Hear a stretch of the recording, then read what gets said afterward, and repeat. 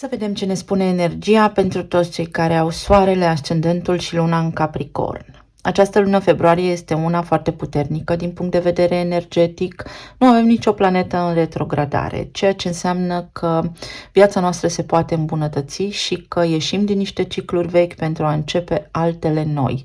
Este o lună în care prin energia Vărsătorului se schimbă practic programul mentalului colectiv, dar și al nostru la nivel individual. Este acel moment pe care poate mulți dintre noi îl așteaptă să facem ceva anume. Și pentru voi energia în această lună va fi concentrată pe casa a doua, pe resursele voastre financiare, pe casa a treia, dar și pe casa a noua, a credințelor, a dezvoltării, a cunoașterii. Axa cunoașterii va fi importantă pentru voi aici, lucruri noi apar și îmi schimb modul în care gândesc. Vedem așadar în detaliu ce ne aduce luna februarie. În primul rând, vorbim despre casa a doua, a banilor, a stimei de sine, a bunurilor materiale, a lucrurilor pe care pun eu preț. Unde voi aveți Vărsătorul. Vărsător care este arhetipul inovației, al libertății, al egalității, al adevărului. Vărsătorul vrea adevărul și nu vrea compromisuri. Vrea inovație, avangardism, este cel care caută egalitatea în tot și în toate și este o nouă perspectivă, este semnul viitorului, care de cele mai multe ori combate tot ceea ce este tradițional sau autoritățile. Aici se regăsește din 21 ianuarie Pluto, care este planeta transformării, a morții și a renașterii, a regenerării. Pluto dizolvă tot și poate aduce după sine ideea de obsesie și de control. Dar într-o vibrație înaltă ne ajută să o luăm de la zero, în tot și cu toate. Rând pe rând, Mercur, Marte și Venus îl vor întâlni pe Pluto aici în Vărsător, după cum urmează. Mercur, care este planeta intelectului și a comunicării, va face conjuncție cu Pluto în Vărsător în casa voastră a doua. Mercur este opinia pe care noi deja ne-am format-o despre viață, despre tot ceea ce avem și suntem, dar este o opinie venită prin propria noastră experiență, care este și subiectivă de altfel. Mercur în Vărsător înseamnă genialitate, înseamnă sclipire de geniu, înseamnă idei noi, atipice. Văd o soluție acolo unde alții nu au acces sau nu văd sau nu pot. Mercur în conjuncție cu Pluto înseamnă un flux nou de informații, o avalanșă de idei, comunicare multă, care poate avea o tentă de a controla lucrurile. Pluto vine cu control, cu obsesie sau în sfârșit pot să-mi controlez gândurile și să mă detașez emoțional de lucrurile care se regăsesc în jurul meu și care nu mă interesează.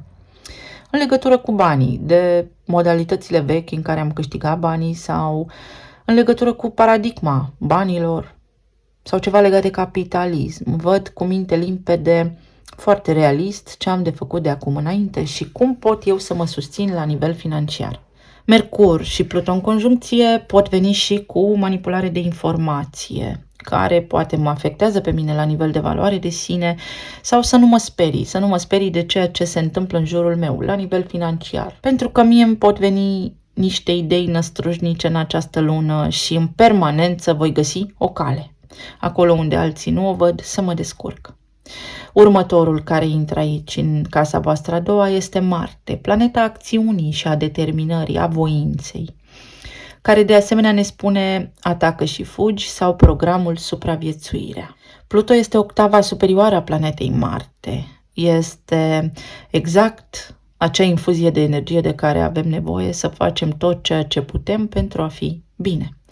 Puterea de a mă ridica din pat dimineața pentru că trebuie să-mi asigur traiul. Însă este mai mult de atât. Este acea voință de fier de a reuși și de a mă detașa de constrângerile unui sistem învechit. Calea inovatoare, puterea de a fi pe propriile mele picioare. Un Pluto în casa a doua poate aduce abundență și prosperitate până la nivel de a fi un magnat sau de a construi un imperiu. Evident, nu toată lumea în această viață poate avea acces la aceste lucruri, dar asta nu înseamnă că sunt imposibile. Însă Marte și Pluto aici poate veni și cu comportament obsesiv-compulsiv. Atenție să nu vă petreceți tot timpul în această lună gândindu-vă la cum să faceți mai mulți bani sau la bani, la ce să fac în viitor, pentru că puteți pica în dezechilibru. Mai departe, zeița iubirii Venus intră aici în casa voastră a doua și ea ne vorbește despre banii lichizi, stima de sine, confort, relații, diplomație și stare de armonie, dar și despre bunurile materiale, pentru că ea este stăpână de drept aici în casa a doua și va face desigur o conjuncție cu Pluto. Poate aduce o pasiune și un magnetism formidabil. Ce înseamnă asta mai exact? Vă poate aduce flair, să faceți foarte mulți bani, veniturile voastre să crească considerabil, începând de acum.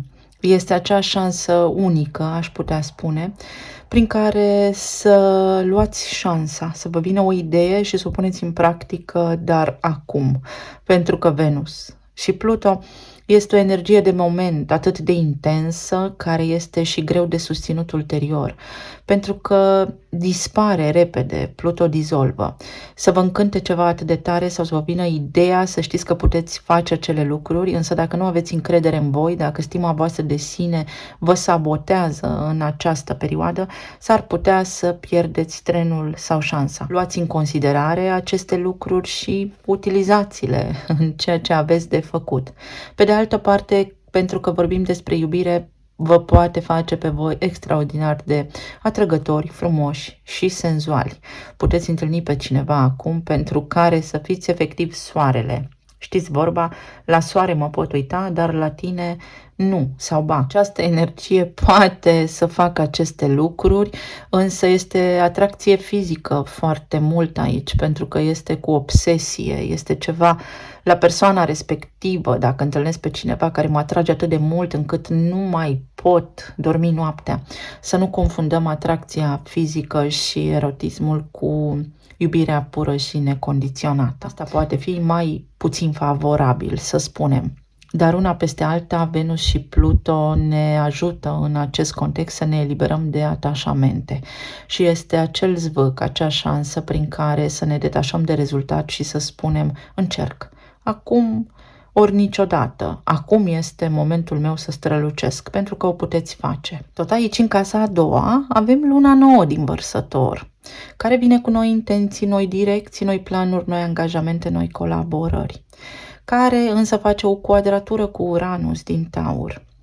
Pentru că o avem pe Venus aici, acea quadratură pentru voi s-ar putea să nu fie la fel de tensionată ca pentru celelalte semne, însă poate însemna că trebuie să fiu foarte atent la lucruri, să nu creez o obsesie anume, pentru că s-ar putea ca planurile mele să fie subit răsturnate, întoarse pe dos, sau să mă îndrăgostesc atât de tare încât să-mi dau seama că nu merită, sau este o iubire și o atracție nebănuită, dar poate nu putem conviețui împreună, pentru că Taurul înseamnă bani, trai, materie primă, confort, stabilitate. Deci aceste lucruri s-ar putea să apară aici pentru voi în această lună, în sfera voastră de interes, și să fiți cu băgare de seamă. Mai departe, energia se schimbă când după 19 februarie Soarele se mută în Pești, în casa voastră a treia, secundat ulterior de Mercur, care și el intră aici în Pești, în casa voastră a treia.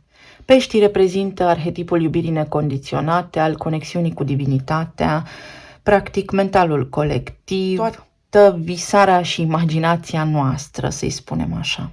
Dar într-o vibrație mai joasă, reprezintă escapism, reprezintă timiditate, poate și ușoară depresie sau pesimism. Pentru că toate acestea se produc în casa a treia, vorbim despre familie extinsă, vorbim despre relația cu aceștia, despre comunitatea din care fac parte, despre drumurile pe care le fac pe distanțe scurte, despre primii mei ani de viață, copilăria mea, dar și despre ceea ce pot învăța acum, ce competențe pot căpăta, cursurile la care mă pot înscrie, ce informații noi îmi pot apărea, tranzacții comerciale sau să capăt noi cunoștințe. Vorbim despre axa cunoașterii. Soarele aici vine cu energie, să nu ne mai simțim pesimiști sau depresivi în tot ceea ce avem de făcut, sau să prindem mai multă încredere în noi, să cercetăm lumea din care facem parte, să ne facem mai bine temele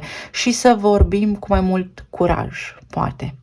Pentru că pești înseamnă și nelimitat. S-ar putea să fim ușor naivi când vorbim cu ceilalți și să nu știm exact dacă persoanele de lângă noi poartă o mască sau nu. Ne ajută vărsătorul să dăm jos măștile și ne ajută și Mercur în pește aici, pentru că vine cu clarvedere și clarviziune, cu acel dar de a anticipa, cu intuiție la superlativ, de a vedea dinainte dacă cineva, sau cu claritate, dacă cineva este sincer sau nu. Pe de altă parte, vine cu viziune, vine cu acea intuiție care vă va ghida pe drumul corect. Da, este important pentru tine să faci aceste lucruri acum sau nu. Să vă bazați pe vocea voastră interioară, pentru că va vorbi clar și limpede cu voi. Și nu în ultimul rând, pe 24 februarie vom avea luna plină din Fecioară, care la voi are loc în casa a 9-a. Credința mea, religia, filosofia despre viață, niște chestiuni legale, ce are legătură cu alte civilizații, cu alte culturi, cu străinătatea, tot ce are legătură cu studiile înalte, cu cunoașterea, poate, cu această dorință de a explora. O lună plină vine cu finalitate, cu o concluzie, cu o părere finală sau cu posibilitatea de a remedia acțiunile din ultimele 6 luni. Fecioara este arhetipul care ne vorbește despre a fi meticulos, despre a ne orienta către detaliu, despre a fi foarte prins în lucrurile mici și mărunte pe care le facem pentru că vrem să fie totul perfect. Și în egală măsură, într-o vibrație joasă, vorbește despre exigență sau despre critică. Vă puteți schimba părerea în legătură cu cineva din comunitatea voastră, spre exemplu, sau vă puteți schimba completamente credința.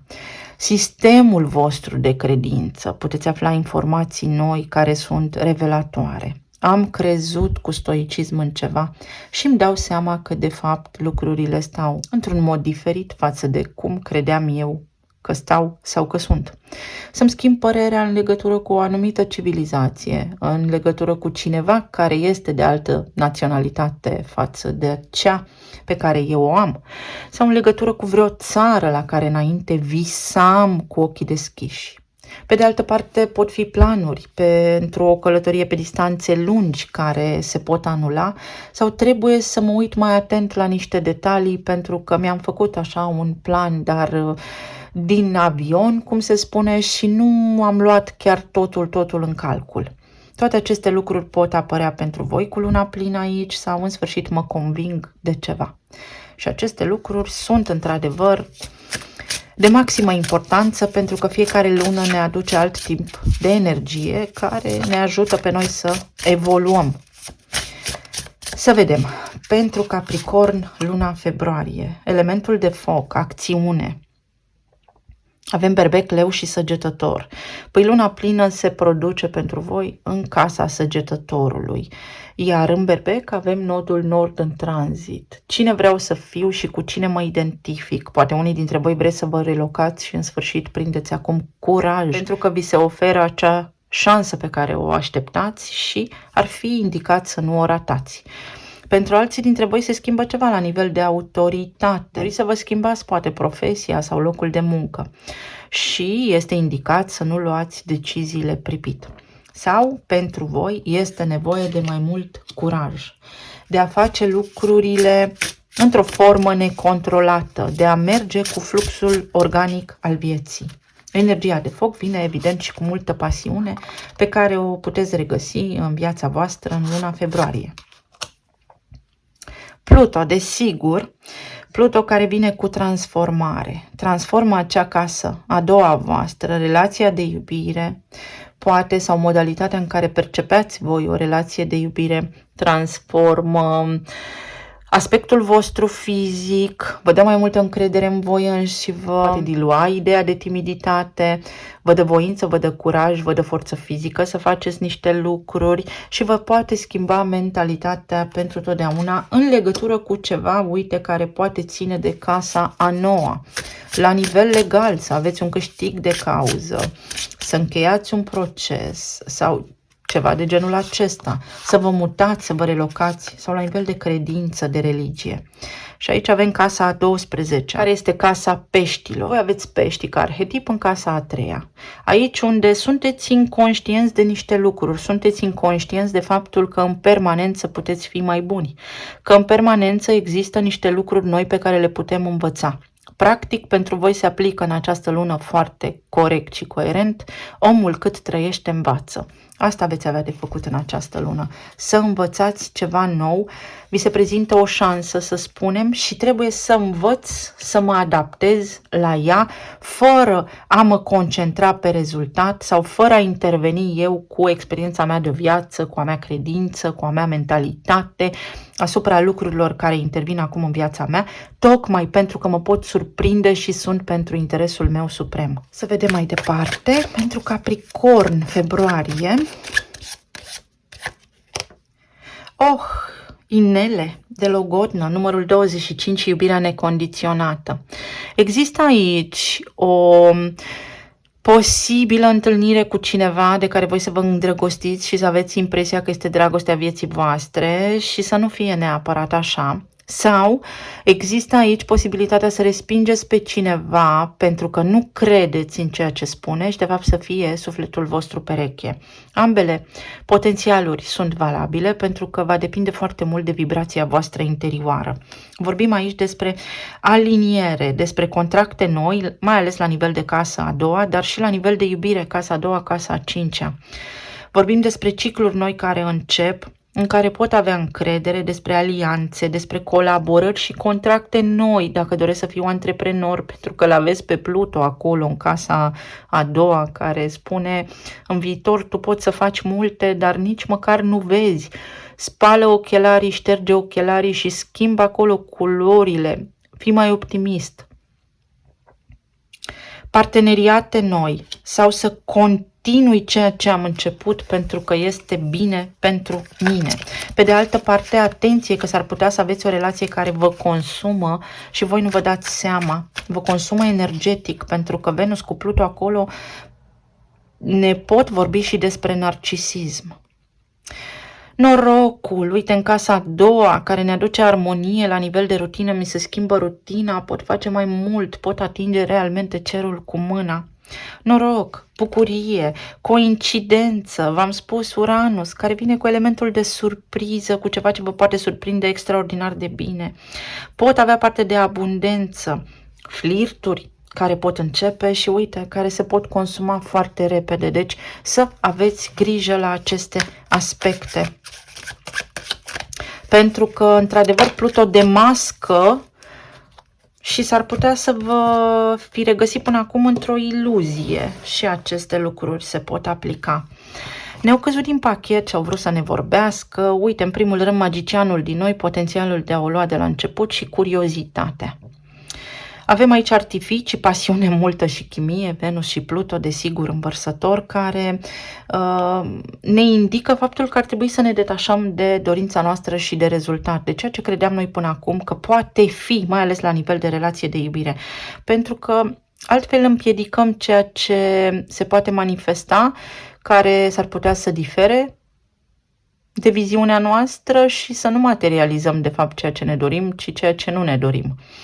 Vorbim aici despre o nouă posibilitate, dar și despre foarte multă pasiune, atracție, chimie, erotism. Iar aici avem elefantul și numărul 13, ceva ce se schimbă, uite, în legătură cu ai voștri copii, poate fi aici o colaborare cu ei, ceva, o mică afacere de familie care poate începe acum. Vorbim despre a visa cu ochii deschiși, dar a putea pune în practică ceea ce visez, am face planuri care, da, pot căpăta contur și pot deveni reale, să îmi păstrez acea sclipire, acea voce interioară să fie la fiecare pas ascultată, despre a avea puterea, a fi înțelept și a avea încredere că pot reuși în această viață să-mi ating potențialul suprem. Este o lună favorabilă, este o lună în care nu avem planete în retrogradare, în care nu începem și finalizăm, ci doar începem și va conta foarte mult la ce ne aliniem. Capricorn, relații, 9 de cupe. Zona planului material, 6 de bâte. Zona emoțională, temperanța, așa cărți, așa energie. Exact. Pentru Capricorn, uite, în luna februarie, dacă sunteți singuri, puteți întâlni pe cineva care să fie soarele sau care să vă vadă pe voi precum soarele, să fiți totul. Și da, să înceapă de acum această relație de iubire, pentru că meritați, pentru că a venit vremea. Pentru cei care sunteți în relații deja formate, este acea oportunitate prin care să fiți sinceri cu voi și voi și să vă gândiți, vreau cu adevărat, această relație mă ajută pe mine să mă dezvolt, am un drum, este spirituală conexiunea dintre noi sau este doar lumească și m-am prins într-o rutină care nu îmi întoarce la schimb armonie, nu mă simt echilibrat, nu simt că mă dezvolt, nu simt că mai pot continua așa. Iar pentru cei singuri poate fi o oportunitate de a discuta cu cineva, însă atenție că aici este un program al sacrificiului. S-ar putea să vă doriți să vă împăcați cu cineva, dar este o doză de sacrificiu acolo, este o doză în care nu este egalitate, este o dorință bazată, poate pentru unii dintre voi, pe o proiecție personală, pe fantezie și s-ar putea această lună să vină să scoată la suprafață deodată, subit, aceste lucruri, tocmai pentru ca voi să vă convingeți, să aveți parte de o concluzie finală și să lăsați trecutul în urmă sau să reluați ceea ce trebuie să reluați, dar într-o formă foarte spirituală și realistă, o relație. Mai departe,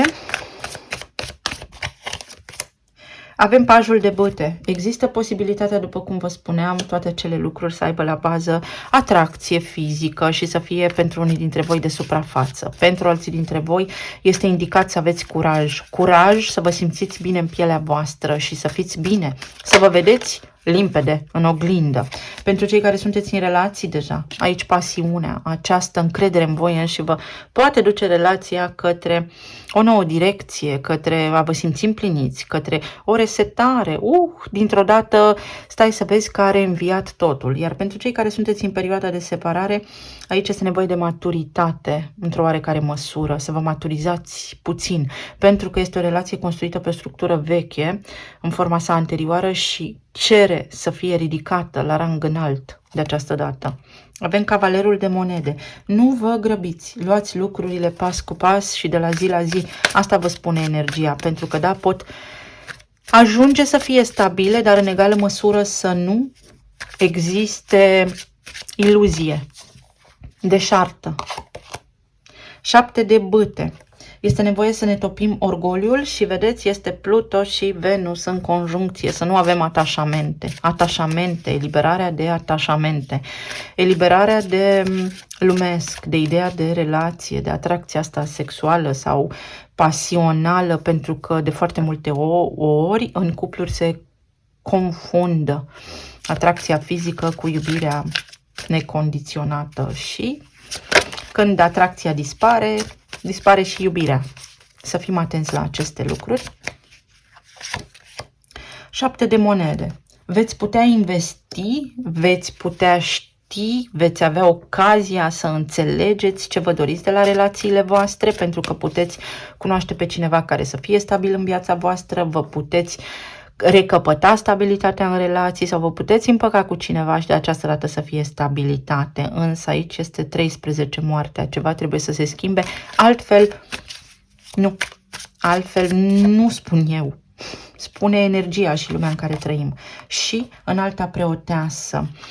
Înalta preoteasă este energia peștilor, dar este și acea intuiție pe care o veți avea în această lună, să demascați totul.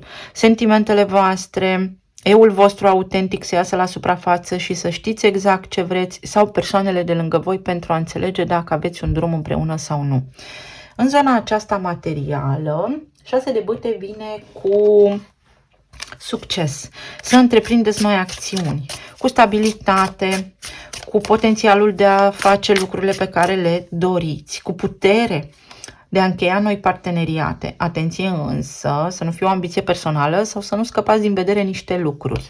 Pentru că luna plină din casa a noua acolo spune că s-ar putea să treceți prea repede peste detalii, peste amănunte. Avem un 6 de cupe, ceva ce îmi doresc foarte mult. Fie o colaborare cu un prieten foarte bun, foarte drag, fie cu al meu copil. Este ceva ce îmi doresc foarte mult, ceva ce revine, este ceva ce mă duce către armonie și către împlinire. 6-6. Armonie. Se deschid uși noi, ia uite, șansa vieții voastre. Să știți că de foarte multe ori vă spun realmente ce înseamnă tranzitele, însă ele predispun și omul dispune. Aici este foarte importantă energia voastră. Să luați aceste șanse. O șansă unică, să începeți ceva nou. Aici, de asemenea, vorbim despre Jupiter, vorbim despre casa care ne vorbește despre străinătate, urc în carieră, devin antreprenor, rezolv ceva la nivel de autoritate, rezolv ceva, chestiuni legale care până acum m-au frământat.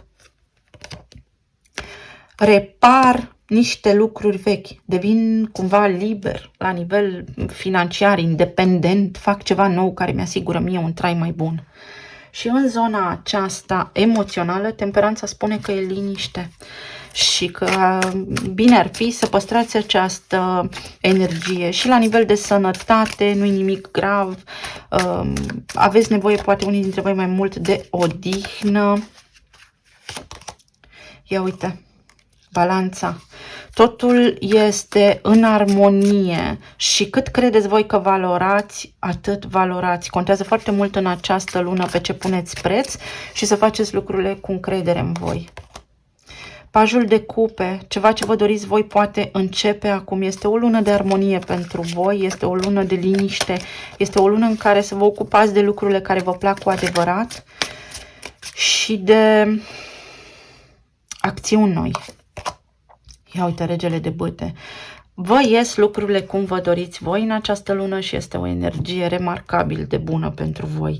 Cineva este foarte atras de voi aici și atunci voi veți avea această misiune de a înțelege cât la sută este iubire, cât la sută este atracție fizică. Pe de altă parte, atenție la cât de indulgenți sunteți cu ceea ce mâncați, ceea ce faceți, la o rutină foarte sănătoasă. Talismanele.